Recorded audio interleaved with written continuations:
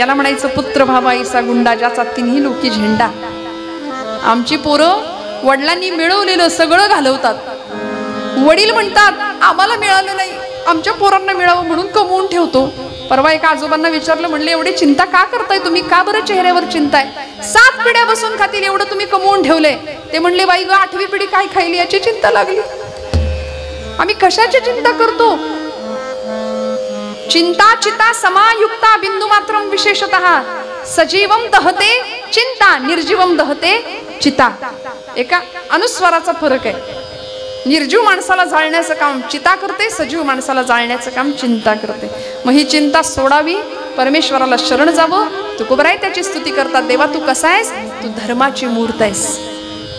अवतार घेतला षडगुणैश्वर्य संपन्न म्हणून कृष्णावतारामध्ये ज्ञान वैराग्य ऐश्वर्य यशश्री औदार्य हे 6 गुणवर्य वसती जेथ. येणे कारणे भगवंत जो निसंगाचा सांगा तू, तो म्हणे पार्था दत्त चित्तू होई आता. भग म्हणजे गुण आणि वान म्हणजे व्यापण. गुणांनी जो व्याप्त आहे त्याला भगवान म्हटलंय. आणि असा गुणाधीश गुणांचा स्वामी असलेला भगवंत आहे. त्याच्याकडे किती गुण आहेत, ज्ञान वैराग्य ऐश्वर्य यशश्री औदार्य. तो ज्ञानी आहे. कुठलं ज्ञान, फिजिक्स केमिस्ट्री झूलॉजी बायोलॉजी असलं ते तर होतच हो, त्याला ते तर होतच. पण आत्मस्वरूपाचं ज्ञान असणं अध्यात्मशास्त्राच्या दृष्टीने महत्वाचं आहे ना. मी कोण, स्वतःला कायम प्रश्न विचारत राहायचे, who I am, who I am, who I am. बघा ना, विचारलं का कधी आपण स्वतःला प्रश्न, मी कोण. उत्तर मिळतं अमुक अमुक अमुक, माझं नाव, माझ्या देहाला दिलेलं नाव, मी कोण आहे, अमुक अमुक अमुक. परत एकदा विचारायचं, हु आय एम. आता सांगितलं की अमुक अमुक अमुक माझं नाव, नाही मी अमक्या अमक्याचा लेख. बर, परत विचारायचं, मी कोण. मी या गावचा एक नागरिक आहे, या देशाचा एक नागरिक आहे, मी कोण. परत विचारत राहायचं. मग आम्हाला एक दिवस उत्तर मिळतं, अहम ब्रह्मास्मी. मी ब्रह्म आहे, मी तोच आहे, मी त्या भगवंताचा एक अंश आहे. जे निवृत्तीनाथांना उत्तर मिळालं, जे ज्ञानोबांना उत्तर मिळालं, आम्ही चकोर हरिचंद्रमा, आम्ही कला तो पौर्णिमा, हे निवृत्तीनाथांना मिळालेलं उत्तर आहे. जे ज्ञानोबांना मिळालं, अनंत वेशे अनंत रूपे देखील आम्ही त्यासी, बाप रखुमा देवीवर खुण बाणली तैसी, योगी या दुर्लभ तो मिया देखिला साजणी. योग्यांना दुर्लभ असलेला सुद्धा परमेश्वर निर्गुण परमात्मा तो मला बघायला मिळाला. आता धर्माला म्हणजे तुकोबरायांनी त्याला धर्माची मूर्त म्हटले. धर्म या संकल्पनेमध्ये देवाला ठेवले. धर्म म्हणजे देव, साक्षात धर्म. धर्मच अवताराला आला भगवान गोपालकृष्णांच्या रूपाने. म्हणून तर कृष्णम वंदे जगद्गुरु म्हणून रथाचं सारथ्य करत असताना धर्माचं संरक्षण करण्याकरता धर्मच स्वतःच उभा राहिला. दुर्योधनाला लाख समजावून सांगितलं होतं, बाबा रे सोड असत्याची बाजू. शिष्टाई करता गेले होते की नाही तिथं, कुठे गेले होते आपण जागेत ना सगळे. शिष्टाई करता भगवान गोपालकृष्ण गेले दुर्योधनाच्या त्या कौरवांच्या सभेमध्ये. समजावून सांगितलं, दुर्योधना पांडवांना काही नको रे बाबा, 5 गावं मावतील एवढी जमीन दे आणि रिकामा हो ना, कशाला काळजी करतोस, नको ते युद्ध. दुर्योधन म्हणतो 5 गावच काय, सुईच्या टोकावर मावेल एवढी जमीन सुद्धा पांडवांना मिळू देणार नाही, काय करायचं ते कर म्हणले कृष्णा. तुला मी धर्माच्या 4 गोष्टी सांगतोय ऐक. दुर्योधन म्हणतो जानामि धर्मम नच मे प्रवृत्ती. मी धर्म जाणतो पण मी धर्माने वागू इच्छित नाही, माझी ती प्रवृत्तीच नाही. मी धर्म जाणत नाही असं नाही, मी धर्म जाणतो. जानामि अधर्मम नच मे निवृत्ती. मी अधर्म जाणतो पण मी अधर्म सोडणार नाही, तिकडून निवृत्ती घेणारच नाही. त्यामुळे धर्म अधर्म खरा समजावून सांगण्याकरता भगवंतालाच धर्म रूपाने अवतीर्ण व्हावं लागलं. आणि मग धर्मपालन करणाऱ्यांच्या मागे स्वतः हा धर्म उभा राहिला. धर्माचं रक्षण करणाऱ्यांच्या मागे स्वतःच धर्म रक्षण करता उभा राहिला. कशा पद्धतीने रक्षण केलं, किती पद्धतीने रक्षण केलं हे मी सांगायला नको. कृष्णचरित्र रामचरित्र आपण जाणता. रावणाचा विध्वंस केला, रावण वध केला, खऱ्या अर्थी धर्मरक्षण केलं भगवंतांनी. कंसाच्या छातीवर मुष्टी प्रहार त्रैलोक्याचा भार होऊन भगवंत आले, कंस संपला, धर्माचं रक्षण केलं भगवंतांनी. अनेक भक्तांचा संहार केला, पालन केलं, पोषण केलं. अनेक अवतारामध्ये प्रल्हादासारख्या लहान बाळासाठी भगवंत त्या दैत्याच्या सगळ्या अटी मंजूर करून ना मानव ना दानव, ना घरात ना बाहेर, ना दिवसा ना रात्री म्हणून नरसिंह रूपाने जन्माला आले, अवतार घेतला. काय करावं या धर्माच्या मूर्तीने. साक्षात धर्मच पुन्हा पुन्हा पुन्हा पुन्हा भगवत अवतार म्हणून जन्म घेत होता, मूर्त स्वरूपामध्ये येत होता. म्हणून तुकोबरायांनी त्याचं गुणगान गायलं, त्याची स्तुती केली. धर्माची तू मूर्ती, पाप पुण्य तुझे हाती. आणि आता देवा तू असा आहेस ना, तू एवढा मोठा आहेस ना, तुझी सत्ता, तुझं सर्व व्यापकत्व, तुझं सामर्थ्य मी तुला सांगतोय, त्याची प्रार्थना केली बरं का. आता ज्याला मागायचंय तो केवढा मोठा आहे. महाराज त्याचं वर्णन करतात. तुका म्हणे व्यापक नभा होई अणुचाही गाभा. एवढा व्यापक आहे भगवंत, किती त्याचं व्यापकत्व सांगावं. विश्वरूप दर्शन योगामध्ये भगवान गोपाल कृष्ण अर्जुनाला दर्शन देतात. अनंत रूपोदर वक्त नेत्रम पश्यामि त्वां सर्वतोऽनंत रूपम नान्तं न मध्यम न पुनस्तवादिं पश्यामि विश्वेश्वर विश्वरूपम. अनंत बाहुदर वक्त नेत्रम, आधी नाही अंत नाही मध्य नाही, काहीच कळेना त्याचं. अखिल कोट ब्रह्मांडाचा नायक, केवढी मोठी व्याप्ती आहे त्याची. तुकोबा म्हणतात तू आकाशा इतका विशाल आहेस आणि अणोरणीयान महतो महियान असं श्रुती सांगते. म्हणजे मुंगी होऊन मुंगीच्या देहात राहतोस आणि हत्ती होऊन हत्तीच्या देहात राहतोस, हे तुझं सर्व व्यापकत्व आहे. मग अशा भगवंताला मागायचंय, मग मागणं सुद्धा तसंच नको का. मागणं तसंच मागितलं पाहिजे ना. आता हे आमचं मागणं फार वेगळं असतं. आमची झोळी कायम फटकीच असते, किती द्या. वास्तविक त्यांनी आम्हाला इतकं दिलंय बरं का, पण तरी सुद्धा आमचं मागणं काही केल्या संपतच नाही. जुनं भावगीत मी बऱ्याचदा म्हणते, आपण सगळ्यांनी ऐकलं असेल कदाचित. जे वांछिले ते तू दिले. किती देतो तू. इच्छा करा तो कल्पतरू आहे. इच्छा करायचा अवकाश भगवंत देतात. अशक्य ही शक्य करतील स्वामी. जे वांछिले ते तू दिले. कल्पद्रुमा हे आदिमा हे अंतिमा हे आदिमा हे अंतिमा.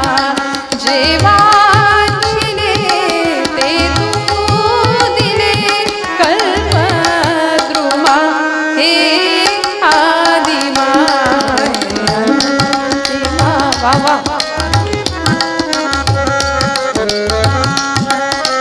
काय सामर्थ्य आहे त्याचं. या मातीचे आकाश तू, या मातीचे आकाश तू. शिशिरात या मधुमास तू. शिशिरात या मधुमास तू. देशी मृता तू अमृता. देशी मृता तू अमृता. पुरुषोत्तमा हे आदिमा हे आदिमा हे अंतिमा.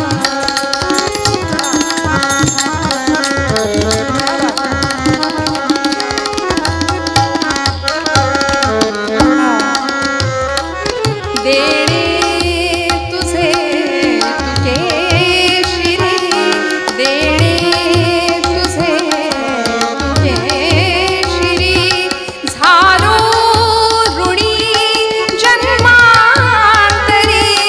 झालो ऋणी जन्मांतरी. अपकार मी अपराध मी.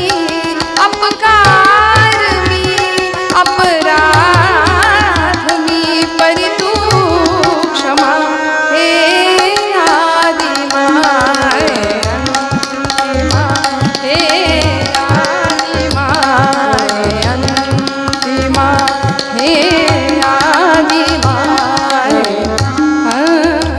अंतिमा. दाता असलेला भगवंत आम्ही कितीही मागायला गेलो तरी आमची झोळी कायम फाटकी असते. आम्हाला कितीही त्यांनी दिलं तरी सुद्धा, पण त्याच्याकडे काय मागायचं असतं. खरं सांगू का, पेशवाईतली एक गोष्ट आमचे जुने कीर्तनकार नारदी कीर्तनामध्ये शक्यतो हा दृष्टांत बऱ्याचदा सांगायचे. पंडिती काव्य ज्याला म्हणतात बरं का. डोंगर पोखरून उंदीर काढणे बऱ्याच जणांनी ऐकलं असेल. काय पेशवाईच्या काळामध्ये पेशवे सरकार असे निघालेत रस्त्यानी आणि थंडीचे दिवस एक असा रस्त्यावर माणूस बसलेला आहे. आता दाता कोण आहे म्हटल्यानंतर काय मागितलं पाहिजे? तुकोबारायांना ठाऊक आहे देणारा सर्वज्ञ सर्वसाक्षी सर्वशक्तिमान भगवंत आहे. मग त्याच्याकडं मी काय मागितलं पाहिजे म्हणून तुकोबाराय पुढचं मागणं मागतातच आहे. पण देणारा कोण आहे याची ओळख होणं फार गरजेचं असतं. मग काय मागितलं जावं? ते पेशवे असे निघाले होते रस्त्यानी. एक माणूस असा थंडीने कुडकुडत त्या कठ्ठ्यावर बसलेला आणि पेशव्यांनी त्याला विचारलं, बाबा रे काही तुला हवं आहे का, काही मदत हवी आहे का? तो म्हणाला हो हो. आणि त्यांनी मागायला सुरुवात केली. येथे सह्याद्री कन्या पतिसुत ललना यौवना माझी जेव्हा रामस्त्री नाम काना त्यजुनी उरत जे पीडिते फार आम्हा हस्ती हस्तैंद्र वृंदांतक मुख रिपुचे नाम पूर्वार्ध नाही याला स्मासुतेशा अरी अनुज सखी स्वल्पही येत नाही. पंढरीनाथ महाराज की जय. आता याचा सगळ्याचा अर्थ मी थोडक्यात सांगते, आपण टेन्शन घेऊ नका अजिबात.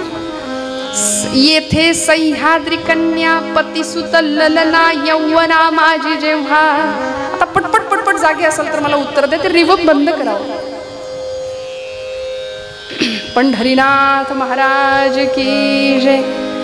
येथे सह्याद्री कन्या, सह्याद्री पर्वत आहे, पर्वताची कन्या कोण कोण बोला ना तुम्ही. जागे आपली ओळख नाही का? तुम्ही नाराज आहे का माझ्यावर? हा म्हणा ना. येथे सह्याद्री कन्या, सह्याद्री कन्या म्हणजे पर्वताची मुलगी. कुणाला म्हणता येईल? कुणाला? जी पर्वतातून उगम पावते ना ती कोण? नदी. याला पंडिती काव्य म्हणायचं बरं का. सह्याद्री कन्या पती सुत ललना, तिचा पती म्हणजे कोण? बोला पटपट, पूर्वरंग संपवायचंय पटकन आपल्याला. येथे सह्याद्री कन्या पती, तिचा पती समुद्र. नदी कुणाला जाऊन मिळते? समुद्राला. पती सुत, आता त्याचा पुत्र कोण? समुद्राचा पुत्र कोण? येथे सह्याद्री कन्या पती सुत. अडकली आपली गाडी इथं बरं का. आता सांगा पटकन, त्याचा पुत्र कोण? बरं जाऊ दे, आपण सगळे आपले ते दिवस आठवा बरं जुने. लक्ष्मी कौस्तुभ पारिजात कसुरा. आठवलं का आपलं आपलं सगळ्यांना? धन्वंतरी काय पुढे? चंद्रमा. तो जो चंद्र आहे की नाही तो समुद्रातून आला म्हणून तो त्याचा पुत्र. हा समुद्रातून निर्माण झाला तो पुत्र. मग येथे सह्याद्री कन्या पती सुत. इथपर्यंत आलो आपण, चंद्रापर्यंत उत्तर आलं. ललना, चंद्राची ललना कोण? चंद्राची बायको कोण? शर्वरी असं म्हणतात. रात्री, रात्र जी आहे ना ती चंद्राची ललना समजली जाते. येथे सह्याद्री कन्या पती सुत ललना यौवना माझी जेव्हा. रात्र यौवनामध्ये येते म्हणजेच मध्यरात्र होते. पहिल्या ओळीचा अर्थ आहे मध्यरात्र झाली आहे. पहिल्या ओळीचा अर्थ आहे मध्यरात्र झाली आहे. दुसरी ओळ. येथे सह्याद्री कन्या पतिसुत ललना यौवना माझी जेव्हा रामस्त्री नाम काना त्यजुनी उरत जे पीडिते फार आम्हा. रामस्त्री, रामाची स्त्री सीता. नाम काना, सीता या नावातला एक काना आहे तो काढून टाका, काय उरतं? सीत. हा रामस्त्री नाम काना त्यजुनी उरत जे पीडिते फार आम्हा. सीत म्हणजे आता उकडते सोडून दे आपण. सीत या शब्दाचा अर्थ आहे थंडी. दुसऱ्या ओळीचा अर्थ आहे थंडी खूप वाजतीये. पहिल्या ओळीचा अर्थ आहे मध्यरात्र झालीये, थंडी खूप वाजतीये. आता हे साधं बोलता आलं असतं की नाही, पण हे पंडिती काव्य यालाच म्हणायचं. पुढची ओळ आहे हस्ती हस्तैंद्र वृंदांतक मुख रिपुचे नाम पूर्वार्ध नाही. हस्ती म्हणजे हत्ती, हत्तींचे कळपच्या कळप. हस्ती हस्तैंद्र म्हणजे हत्तींचा तो राजा आहे ना, तो हत्तीचे कळप सुद्धा, त्यांचा वृंद म्हणजे कळप सुद्धा ज्याला घाबरून पळतात असा कोण आहे? हस्ती हस्तैंद्र बरोबर आहे ना. सिंहाला घाबरून हत्ती सुद्धा पळतो, हत्तीचे कळप पळतात जंगलचा राजा असलेला. वृंदांतक मुख रिपुचे. आता सिंहाचं मुख असं मुख आहे असा कोण आहे? हस्ती हस्तैंद्र वृंदांतक मुख. सिंहाचं मुख आहे असा कोण आहे? आता मगाशी ज्याचं उदाहरण सांगितलं नर सिंह भगवंत आपले हस्ती हस्त इंद्र वृंदांतक मुख रिपूचे, त्याचा रिपू नरसिंहाचा रिपू कोण, कशा करता कुणाला मारण्याकरता नरसिंहाने अवतार घेतला, हिरण्यकश्यपू, नाम पूर्वार्ध नाही, म्हणजे हिरण्य आणि कश्यपू या नावातला पूर्वार्ध नाही. पूर्वार्ध म्हणजे हिरण्य काढून टाकलं, हिरण्य म्हणजे सोनं. श्री सुक्तामध्ये आपण ऐकतो, ओम हिरण्यवर्णाम हरिणीं सुवर्ण रजतस्त्रजाम. हिरण्य म्हणजे सुवर्ण, सोनं नाही म्हणजे थोडक्यात पैसा नाही, संपत्ती नाही आमच्याकडे. पहिल्या ओळीचा अर्थ आहे मध्यरात्र झालीये, दुसऱ्या ओळीचा अर्थ आहे खूप थंडी वाजते, तिसऱ्या ओळीचा अर्थ आहे पैसा नाही, कांबळं विकत घ्यायला. आणि मग शेवटचा अर्थ आहे या लागी क्ष्मा सुतेशा अरी अनुज सखी स्वल्पही येत नाही. क्ष्मा संस्कृतमध्ये क्ष्मा हा शब्द पृथ्वीला धरणीला वापरतात. क्ष्मा म्हणजे पृथ्वी. या लागी क्ष्मा सुतेशा, पृथ्वीची सुत म्हणजे कोण, धरणीतनं कोण, कुणाचा जन्म झाला बघा बाबा, आहेत ना सगळे जागे. सीता, तुम्ही म्हणाल हे कधी संपायचं, तिच्या धरणीतून सीतेचा जन्म झाला.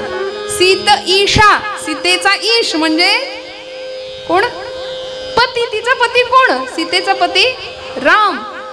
अरी, रामाचा अरी, या लागी क्ष्मा सुतेशा अरी, रामाचा अरी म्हणजे शत्रू कोण, रावण. अनुज, रावणाचा अनुज, अनुज म्हणजे धाकटा भाऊ कोण, कुंभकर्ण, चालेल ना कुंभकर्ण. अनुज सखी, आणि त्याची सखी कोण, कुंभकर्णाची सखी निद्रा, कायम तो निद्रेत असायचा ना. स्वल्पही येत नाही, पंढरीनाथ महाराज की हुश झाले एकदाची. या लागी क्ष्मा सुतेशा अरी अनुज सखी स्वल्पही येत नाही, म्हणजे झोप येत नाही. पहिल्या ओळीचा अर्थ आहे मध्यरात्र झाली आहे, दुसऱ्या ओळीचा अर्थ आहे थंडी खूप वाजते, तिसऱ्या ओळीचा अर्थ आहे पैसे नाही आहेत कांबळं विकत घ्यायला, आणि चौथ्या ओळीचा अर्थ आहे त्यामुळे झोप येत नाही. मग ते पेशव्यांनी त्याचं ते ऐकलं आणि ते म्हणले याची बुद्धिमत्ता किती मोठी आहे, वा वा वा. कांबळं तर दिलंच, पण कांबळं नावाचं गावच इनाम म्हणून त्याला देऊन टाकलं. अहो, मागणारं कोण आहे, देणारं कोण आहे याची जाणीव ठेवावी आणि त्यानुसार मागणं मागावं. तुकोबरायांनी दाता किती सर्वश्रेष्ठ आहे, किती श्रेष्ठ आहे त्याच्याकडे पाहिलं आणि मग मागणं मागतात. धर्माची तू मूर्ती, पाप पुण्य तुझे हाती, आणि मग मागणं मागतात, देवा काय देशील, मज सोडवी दातारा कर्मापासून दुस्तरा.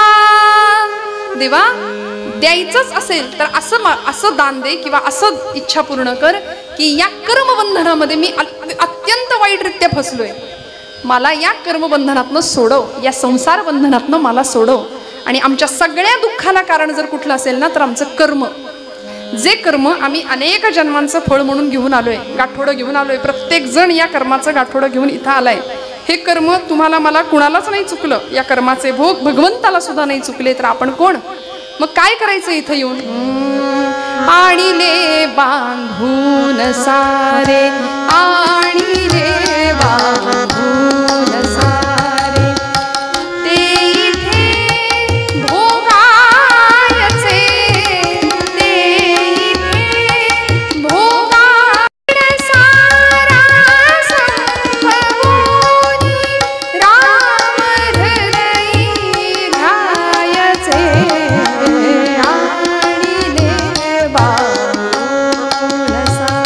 बांधून घेऊन आलोय आपण प्रत्येक जण, इथं भोगायचंय. करायचं काय इथं आल्यानंतर, आशा तृष्णा मोह सारे पाश हे तोडायचे, काय ते कर्तव्य माझे भार हे राखायचे. राम रंगी रंगोनी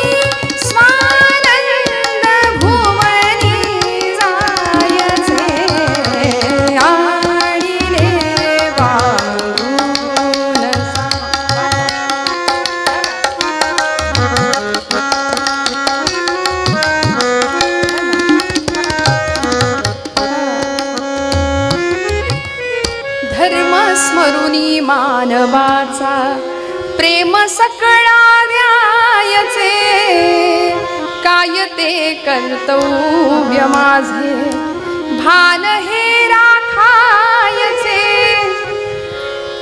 जे जे बांधून आणलेलं कर्माचं गांड सरकतोय. अरिस्टॉटल म्हणायचा change is the only constant thing. या जगामध्ये स्थिर काय असेल तर बदल. बदल ही एकमेव अशी गोष्ट आहे की जी स्थिर आहे. अखंड बदलत राहतो आपण, अखंड बदलत राहतो. संसार परिवर्तनशील आहे, अखंड परिवर्तन होत राहतं. आणि मग या संसारामुळे, या कर्मबंधनामुळे आम्ही असे गुरफटलो याच्यामध्ये की आम्ही दुःखाला कारण ठरलो. आमच्या वाट्याला दुःखच यायला लागलं वारंवार. साधी गोष्ट आहे, आम्ही संसाराला धरलंय की संसाराने आम्हाला पकडलंय? झोप आली का? हा, काय म्हणणं आहे आपलं? संसाराला आपण धरलंय. जुना दृष्टांत सांगितला जायचा, तुकोबरायांचं त्याच्यावर प्रमाण सुद्धा आहे. एका राजाने एक माकड पाळलं होतं आणि त्या माकडाची परीक्षा घेण्याकरता राजा प्रधानाला घेऊन जंगलात गेला. एका झाडाच्या ढोलीमध्ये मुठभर फुटाणे त्यांनी टाकले आणि माकडाला सांगितलं, म्हणजे माकडाला आता ते फुटाणे दिसले तसं ते माकड आपोआप धावत गेलं आणि त्या झाडाच्या ढोलीमध्ये त्यांनी हात घातला. फुटाणे भरून मूठ भरून फुटाणे घेतले आणि आता बाहेर हात काढायला लागला तर तो हात काही बाहेर येईना. हाताचा आकारमान वाढलं. मूठ भरली फुटाण्यांनी. गरज काय होती? मूठ सोडण्याची. मूठ सोडली असती हात आपोआप बाहेर आला असता. पण ते शेवटी माकडच. म्हणजे ही माकडाचीच गोष्ट आहे बरं का. ते माकड मूठ काही केल्या सोडायलाच तयार नाही. संसाराला आपण धरलंय की आपण संसाराला धरलंय हा प्रश्न आहे आपला. त्या माकडाला कळेनाच, अरे मूठ सोड, हात आपोआप बाहेर येईल, पण मूठ सोडायला तयार नाही. गरज होती मूठ सोडण्याची. राजाने युक्ती केली, प्रधानाला सांगितलं, एक पेढ्यांचं ताट आणून ठेवा बरं, माकडाला दिसेल अशा अंतरावर. त्या माकडाला दिसेल अशा अंतरावर पेढ्यांचं भलं मोठं ताट आणून ठेवलं. ते माकड बरं का, पेढ्यांकडे पाहतंय पण मूठ काही सोडेना. पेढ्यांकडे लक्ष आहे, पेढ्यांकडे पाहतंय, मूठच सुटेना त्याची. गरज काय होती? मूठ सोडण्याची. हात आपोआप बाहेर आला असता. फुटाणे श्रेष्ठ की पेढे श्रेष्ठ? पेढे मिळाले असते ना, पण पेढ्यांकडे पाहतंय पण फुटाणे सोडायला तयार नाही. मग राजाने एक युक्ती केली, पोत भरून फुटाणे आणून ठेवले त्याला दिसेल अशा अंतरावर. मग मूठ सुटली. बघा, त्यापेक्षा म्हणजे मिळालेल्या सुखापेक्षा सर्वोच्च सुख आम्हाला प्राप्त होतंय. नश्वर अशा प्रापंचिक सुखापेक्षा साक्षात भगवत परमात्म्याचं सुख संतांनी आम्हाला दिलंय. सर्व सुखाचे आगर बाप रखुमा देवी वरू. तुका म्हणे माझे हेच सर्व सुख पाहिन श्रीमुख आवडीने. सगळं सुख तिथं विटेवर वाट पाहतय ना आपली, हे कळतंय, पण मूठ सुटेना माकडाची. पण मूठ सुटेना. आपल्या सगळ्यांची मूठ सुद्धा अशीच आपण आवळून धरली आहे ना. संसार सुटत नाही. कर्मबंधनामध्ये इतके अडकलो, कर्माचे भोग भोगतोय. पण हे कर्मभोग सुद्धा शिथिल करण्याचे काम परमात्मा करू शकतो. या कर्मबंधनातनं सुद्धा सुटका करण्याचं काम परमात्मा करू शकतो. म्हणून तुकोबराय सांगतात, दुस्तर असं कर्मबंधन माझ्या मार्गात आलंय, त्या कर्मबंधनातनं माझी मुक्तता कर परमेश्वरा. मज सोडवी दातारा कर्मापासून दुस्तरा. करिसी माझा अंगीकार. मला स्वीकार भगवंता, माझा अंगीकार कर. जसा गणिका असलेल्या कान्होपात्रेचा सुद्धा तू अंगीकार केलास. ध्रुव बाळाला, प्रल्हादाला, सुदाम्याला सगळ्यांना जवळ केलंस. एका कुबजेला सुद्धा तू कृपा केलीस. अनेक भक्तांचा उद्धार केलास. तसा माझा सुद्धा अंगीकार कर. आणि मग तुकोबराय सांगतात, जीवीच्या जीवना तुका म्हणे नारायणा. पंढरीनाथ भगवान की. तू माझ्या जीवाचा सुद्धा जीव आहेस. जीवीच्या जीवना, माऊलींची सुद्धा विरहिणी आहे. जीवीची या जीवा प्रेम भावाची या भावा. तुझ वाचुनी केशवा बडे. जीवीची या जीवा, जीवीची या जीवा प्रेम भावाची या भावा. जीवीची या जीवा, जीवीची या जीवा प्रेम भावाची या भावा. जीवीची या जीवा. अतिशय सुंदर असं भगवंताचं आणि आपलं नातं तुकोबराय सांगताय, तू माझ्या जीवाचा सुद्धा जीव आहेस भगवंता, माझ्या आतमध्ये असलेली चैतन्य शक्ती की जी तू आहेस, तुझ्यामुळं मी चालतोय, बोलतोय, हसतोय. श्रोते हो, हे सगळं असावं जीवनामध्ये. परमेश्वराचा अत्यंत सुंदर असा वरदहस्त कृपाहस्त असावा. भगवत स्वरूप, भगवत विचार जर आमच्या जीवनाला त्याचा स्पर्श असेल ना, बघा ना, कपडे फाटले तर शिवता येतात, विचार फाटके असतील तर काय करायचं, कुठे शिवाल, किती टाके घालायचे, सगळ्या आयुष्याच्या चिंध्या व्हायला काय वेळ लागतो. त्यामुळं विचार समृद्ध जीवन असावं आणि मग संयम, संस्कार, कौशल्य, ज्ञानदृष्टी या सगळ्याचाच परिपाक जीवनामध्ये व्हावा, परिपोष जीवनामध्ये व्हावा. आणि मग जीवन असं समृद्ध एका विशिष्ट दिशेला उंचीवर जाऊन पोहोचावं. ते कसं होतं, ते कुणाचं होतं, उत्तर रंगामध्ये बघूया. पूर्व रंगात मी इथे थांबते. झालेल्या घेतलेल्या अभंगाचा एकदा आठव आणि मग उत्तर रंगाला सुरुवात. सा ग म ग नी सा नी ग म ग म ग ग म ग सा. धर्माची तू मूर्ती, मूर्ती धर्माची तू मूर्ती, मूर्ती धर्माची तू मूर्ती.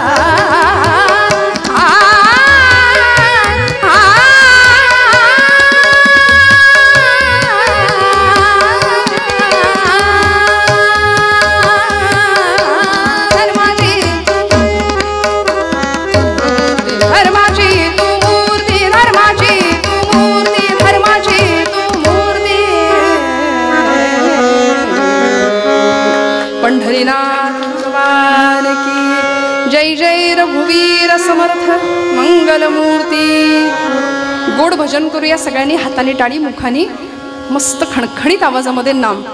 सगळे तयार आहेत, एकदम रिलॅक्स बसा, काही टेन्शन घेऊ नका. 11:30च्या पुढे नेत नाही, काळजी करू नका, चालेल ना. एकदम ताठ बसा. ज्यांना असं वाटतं आपण तरुण आहोत त्यांनी ताठ बसा, म्हणजे मी आपलं जरा जपून बोलते. आणि खणखणीत सगळं टेन्शन, सगळा ताप, सगळं फ्रस्ट्रेशन काही क्षण बाजूला सोडा. मस्त हाताने टाळी. जी टाळी जन्म मरणाते टाळी, म्हणून कीर्तनी वाजवा शुद्ध टाळी.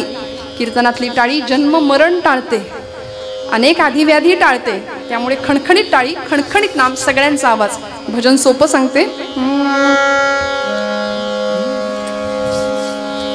विटेवरी उभा कटेवरी हात, पूर्ण ब्रह्म हा पंढरीनाथ. विटेवरी उभा कटेवरी हात, पूर्ण ब्रह्म हा पंढरीनाथ. बोला. विटेवरी उभा कटेवरी हात, पूर्ण ब्रह्म हा पंढरीनाथ. विटेवरी उभा कटेवरी हात, पूर्ण ब्रह्म हा पंढरीनाथ. विटेवरी उभा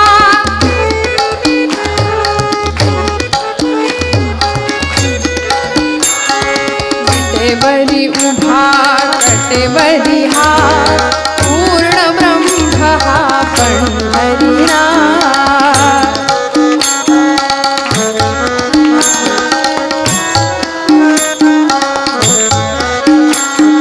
विटेवरी उभा कटेवरी हात, पूर्ण ब्रह्म हा पंढरीनाथ. बाबा क्या बात है बाबा. विटेवरी उभा कटेवरी हात, पूर्ण ब्रह्म हा पंढरीनाथ.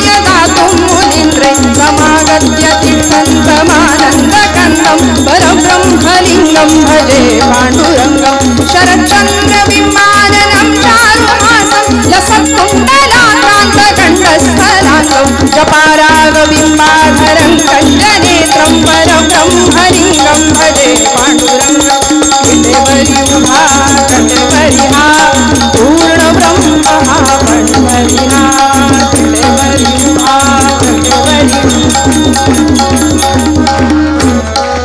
पंढरीनाथ भगवान